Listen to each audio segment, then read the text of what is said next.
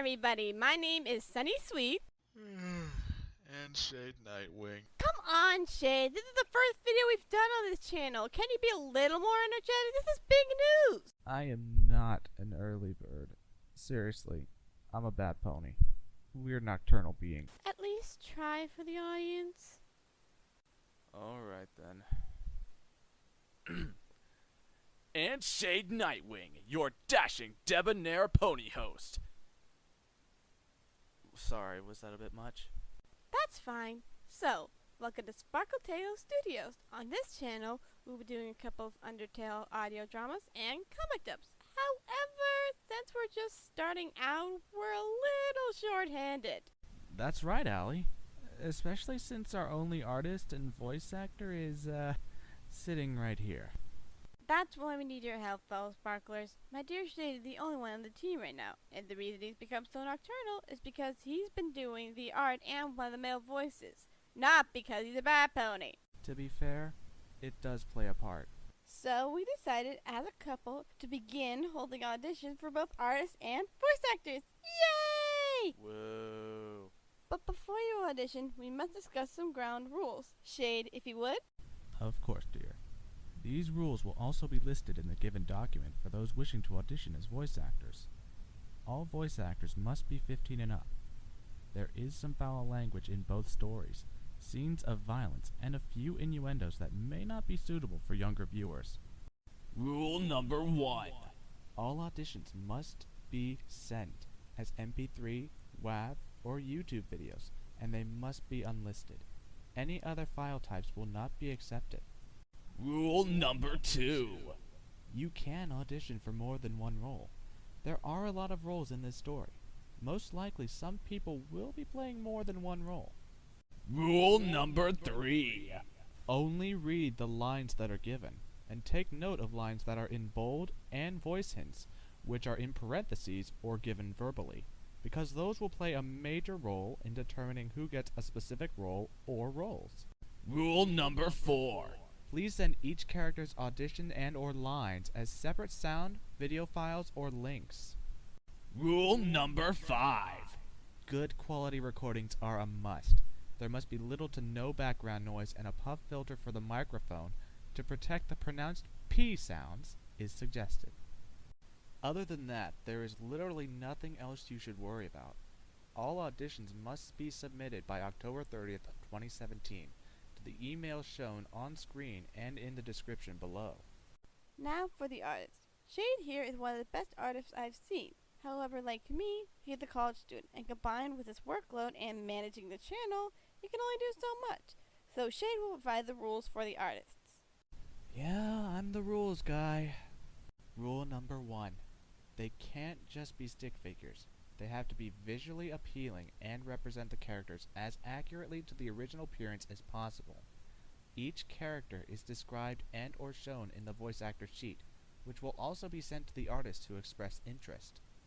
Rule number 2. You have to be willing to work for free. As Alicorn previously stated, we are both college students, and funds are very tight. So please understand that we are not doing this so much for the money, but more for the passion of Undertale. Rule number 3. Be diligent with the art. Despite just starting out, we plan to release at least one episode before the end of the year, and at least one episode every month afterwards. Can I make a comment on that? Sure, go ahead. Okay, fellow sparklers. Now, just because we say that now does not guarantee an episode every month. Stuff like this takes time and patience. Also, life happens, so any comments in the videos asking for another episode right after release, and we mean right after release, will be deleted or ignored. So please, don't do it. Can I comment on that? Go ahead.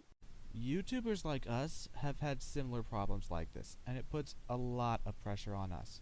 The voice actors, the artists, pretty much everyone on the team has a lot of undue stress thrust upon them when comments like, "Oh, when's the next episode?" or "Can you upload tomorrow?"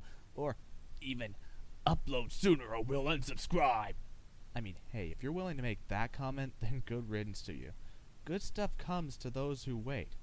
I should know. Allie. Aw, Shade.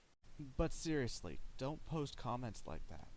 Open discussions about what you think will happen next? Sure, go ahead.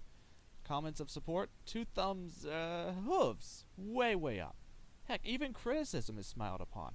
It'll help us improve. But we do know the difference between criticism and cyberbullying, which is highly frowned upon on our channel. Amen to that. Okay, my rant's done. Now, let's go in depth into our first project. Inner Sins. For those of you who don't know, Inner Sins is a story that Shade and I wrote about a year ago when we first met.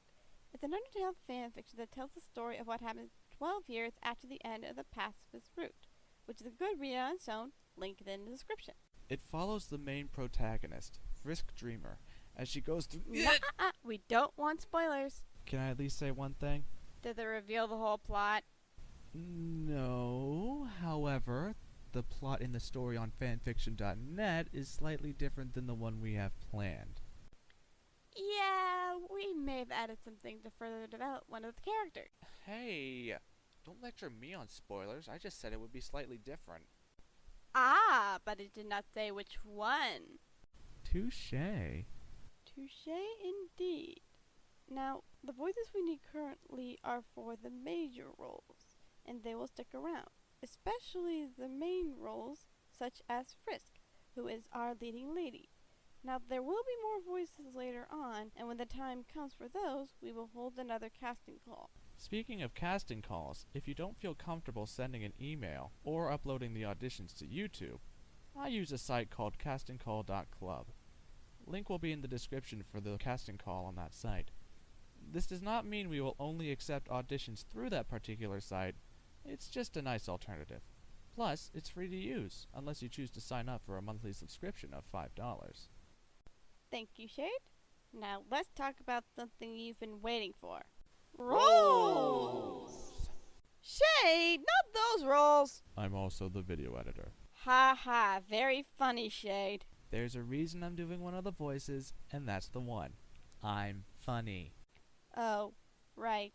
Now that you bring that up, there is something I want to address, because I know you guys will rant about it in the comments. Why isn't there an audition for Sans? Well, simple really.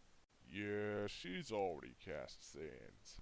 I'm just going to address the midnight blue elephant in the room. I understand that Sans is a very popular character for obvious reasons. And there are a lot of Sans voices out there, but Shade is a huge part of my life, as well as this project. He helped me write and edit the entire story and script. When we decided to start this project, I promised him one role of his choice, and he chose Sans, because, well, he's like him in a lot of ways, and it's my personal headcanon. So please, don't send an audition for Sans, and if any of you target him because of my choice, You're really gonna have a bad time. Just kidding. But seriously, no attacks. It was planned from the start. now that that's over with, roles! Shade, I swear to Celeste, if you even think about doing that again. I'm sorry. I couldn't resist. Female roles. Frisk. She is the main character and is also an adult now. Please, no child voices. While there will be flashbacks in the story where she is a child, her main voice should not be the child's. She is 21 and there is no logical reason why she should sound like a kid. She must sound mature and must be able to sing, since there is a chance that there will be a song in one of the episodes. Toriel, aka Goat Mom! Frisk's adopted mother. She is very kind and caring, and her voice should emphasize and epitomize kindness. Being the mother figure, she should also have a strict side, so keep that in mind as well. Kara. Oh boy, Kara. Those who have played Undertale, or are at least familiar with it, know about Kara. She is quite sadistic, and, like Frisk, her gender is not classified in the game. We prefer to classify both Frisk and Kara as female, seeing as you embody Kara in the genocide route, and in our story, Frisk is female, so, yeah. Undyne! Oh, sweet Celestia Undyne. We desperately need a voice for Undyne. seeing as neither I nor Allie can pull it off without damaging our voices beyond repair. Neither of us have that kind of range. Undine is Undine. We're looking for a low, tomboyish voice for her. More details in the document/casting call site linked below. Alphys, the nervous, stuttering otaku. We are willing to accept any auditions for Alphys, seeing as their voice can be interpreted many different ways. The ones I have heard have had either a lisp or consistent stuttering. However, you can voice her however you want. Last but not least, Marigold. Marigold is an OC created specifically for this story. She is the daughter of Toriel and Asgore, who remarried, and is also Frisk's little sister, 8 years old and full of energy. We are looking for a higher voice, so as long as you don't peek the microphone, we'll accept it. Alright, I got male voices covered. Let's start with the biggest one, Asgore. Didn't someone have more lines? I said biggest. Asgore is the king of all the monsters, and as such, his voice must sound rich and regal, deep even. Kind of like someone we know from...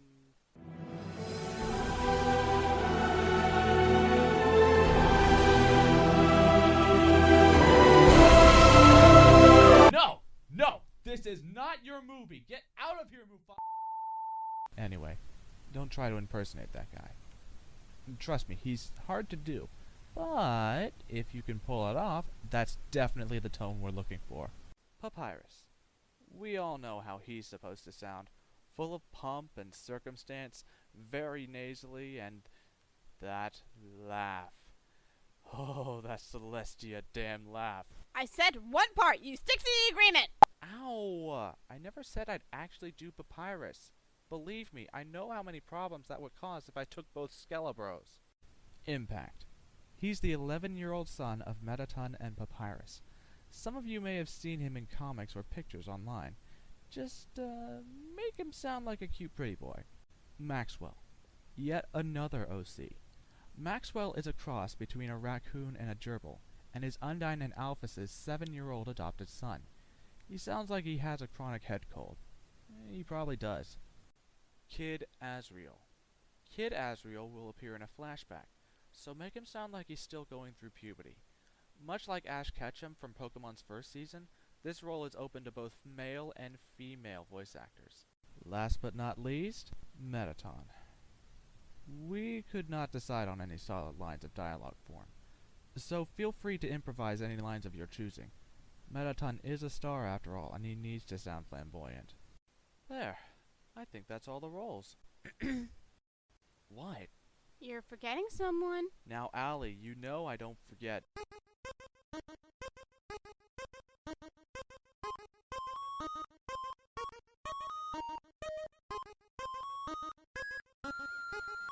Oh, right.